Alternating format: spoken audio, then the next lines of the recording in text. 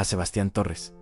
Una plaga devastó los cafetales que eran su único ingreso. En una sola semana, todo por lo que había trabajado durante 20 años se convirtió en polvo. Pero lo que no sabía era que su vecino Rodrigo tenía un secreto que había estado escondiendo todo ese tiempo. Uno que cambiaría para siempre su forma de entender la tierra y la supervivencia. Sebastián Torres nunca olvidaría el olor, ese aroma amargo y enfermizo que comenzó a emanar de sus cafetales una mañana de marzo, cuando el sol apenas empezaba a calentar las montañas. Al principio pensó que era su imaginación, el cansancio de tantos años trabajando la misma tierra que heredó de su padre. Pero cuando caminó entre las hileras de plantas, vio las hojas manchadas, amarillentas, cubiertas de un polvo grisáceo que parecía consumirlas desde adentro. La roya del café había llegado a San Miguel de las Nubes, ancorrió de planta en planta, tocando cada hoja con manos temblorosas, como si con solo su tacto pudiera detener lo inevitable. Había escuchado historias sobre esta plaga en pueblos vecinos,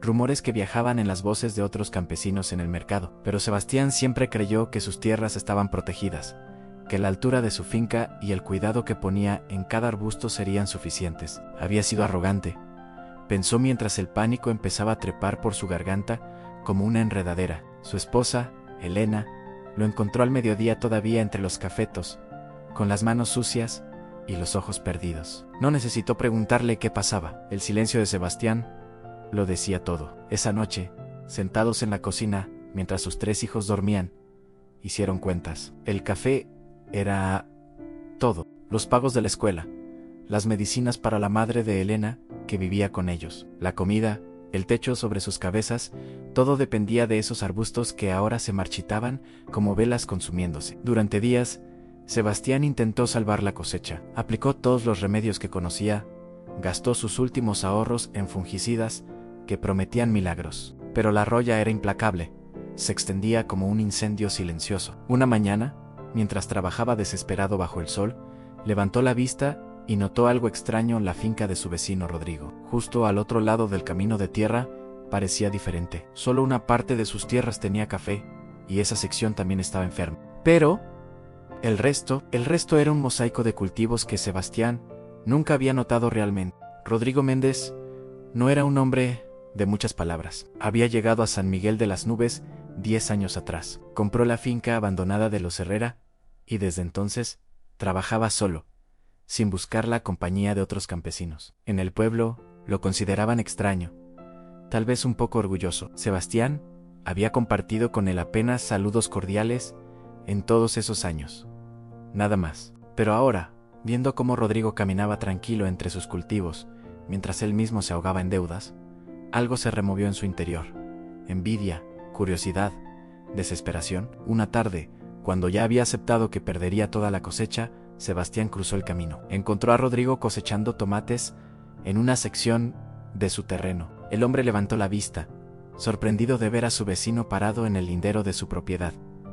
¿Puedo hablar contigo?, preguntó Sebastián, y su voz sonó más quebrada de lo que hubiera querido. Rodrigo asintió, dejó el canasto de tomates y caminó hacia él. De cerca, Sebastián notó que el hombre tenía la misma edad que él, tal vez un par de años más, pero sus ojos mostraban una serenidad que contrastaba con el pánico que Sebastián sentía constantemente. La roya te golpeó también, dijo Rodrigo.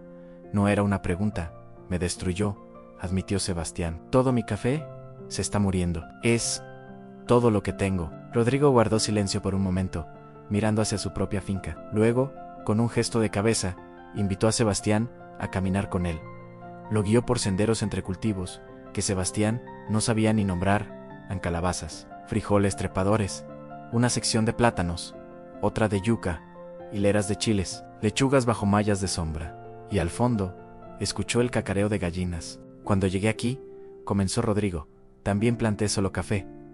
Los primeros 2 años fueron buenos, pero una helada temprana mató la mitad de mis plantas. Perdí todo lo que había invertido. Hizo una pausa, arrancó una hierba del camino. Esa noche, mientras veía mis cafetos muertos, recordé algo que mi abuelo solía decir: el que pone todos los huevos en una sola canasta, llora cuando la canasta se cae. Sebastián escuchaba, pero parte de él se resistía. Él no era como Rodrigo, que había llegado de otro lugar sin historia, sin el peso de la tradición. La familia Torres había cultivado café en esas montañas durante 3 generaciones. Su abuelo había plantado los primeros arbustos, Su padre había expandido la finca, y él había prometido continuar el legado. ¿Cómo podía simplemente abandonar eso?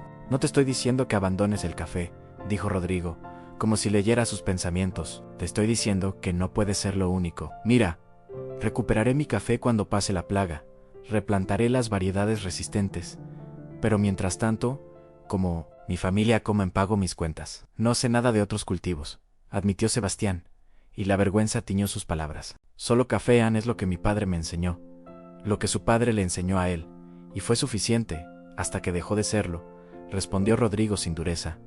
El mundo cambia, Sebastián, el clima cambia, las plagas llegan, los precios suben y bajan. Mi abuelo también cultivaba solo café, hasta que una sequía lo dejó en la ruina. Aprendió a la fuerza lo que yo estoy tratando de decirte.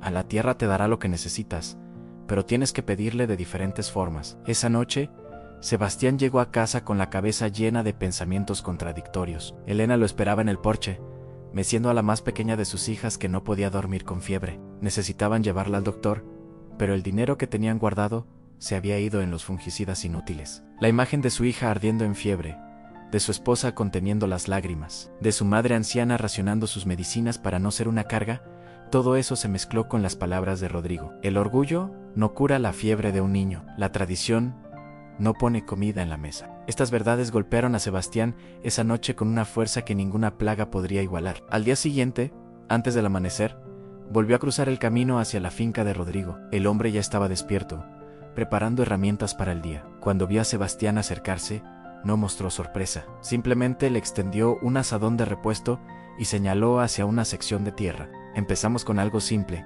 dijo: un cilantro y rábanos. Crecen rápido, en mes y medio puedes venderlos en el mercado. Los meses siguientes fueron los más difíciles en la vida de Sebastián. No solo tuvo que aprender nuevas técnicas de cultivo, sino que tuvo que hacerlo mientras veía morir su cafetal. Mientras escuchaba los murmullos en el pueblo sobre él, pobre Torres que tuvo que mendigar ayuda a su vecino. Mientras vendía herramientas y hasta un terreno pequeño que había heredado para cubrir las deudas más urgentes. Pero algo extraño comenzó a suceder. Las primeras semillas que plantó con Rodrigo germinaron. Brotes verdes y frágiles rompieron la tierra oscura, y Sebastián sintió algo que no había experimentado en meses sin esperanza. No era la esperanza grandiosa de una cosecha abundante de café que transformaría su vida, sino algo más humilde y constante, como una vela que no se apaga. Rodrigo resultó ser un maestro paciente. Le enseñó sobre rotación de cultivos, sobre cómo las legumbres enriquecen el suelo, sobre el calendario de siembras y cosechas. Le mostró cómo diversificar no solo era más seguro,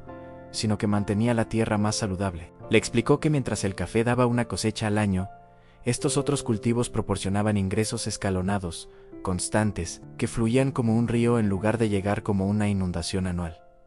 Elena empezó a involucrarse también. Con las primeras verduras que cosecharon, ella experimentó en conservas y encurtidos que vendía en el mercado del pueblo. Los hijos mayores de Sebastián aprendieron a cuidar las gallinas, que Rodrigo les ayudó a conseguir. Lentamente, muy lentamente, empezaron a respirar de nuevo. Un domingo, 6 meses después de aquella primera conversación desesperada, Sebastián estaba en el mercado vendiendo sus lechugas y rábanos, cuando se acercó don Emilio, el campesino más viejo del pueblo, un hombre cuya opinión todos respetaban. Torres, lo llamó con esa voz grave que no admitía réplica. Dicen que abandonaste el café de tu padre. Sebastián sintió que todos los ojos del mercado se posaban sobre él. Este era el momento que había temido, el juicio de su comunidad, la confirmación de que había traicionado su legado. No lo abandoné, don Emilio, respondió, manteniendo la voz firme. Lo estoy complementando. Replanté variedades resistentes en la mitad de mi terreno. La otra mitad ahora alimenta a mi familia cada mes, no solo una vez al año. Don Emilio lo observó en silencio por un largo momento. Luego, para sorpresa de Sebastián, el viejo campesino asintió lentamente. Mi hijo vive en la capital ahora, dijo. Tuvo que irse después de que la sequía del año pasado arruinara nuestra cosecha de café. Solo café, como yo, como mi padre. Sus ojos se humedecieron. Tal vez si hubiera sido menos terco, mi hijo todavía estaría aquí. Esa conversación cambió algo en San Miguel de las Nubes.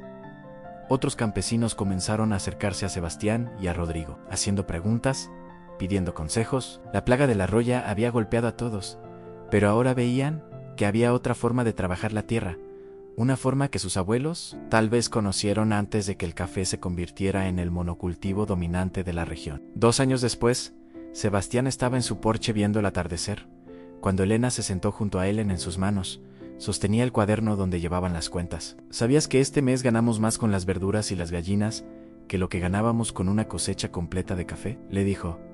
Y había asombro en su voz. En Sebastián asintió. Su finca ahora era un tapiz de colores y texturas. El café había vuelto, sí, ocupando la mitad de su tierra, con variedades más resistentes. Pero el resto era vida en constante movimiento, en cultivos que se sucedían uno tras otro, gallinas que ponían huevos, árboles frutales que empezaban a madurar. ¿Sabes qué es lo mejor?, continuó Elena, que ya no tengo miedo. Antes, cada año era una apuesta. Si el café fallaba, fallábamos todos. Ahora, si algo sale mal, tenemos otras cosas que nos sostienen. Esa noche, Sebastián caminó hasta el lindero que separaba su finca de la de Rodrigo. Su vecino estaba allí, como si lo hubiera estado esperando, contemplando también sus tierras bajo la luz menguante.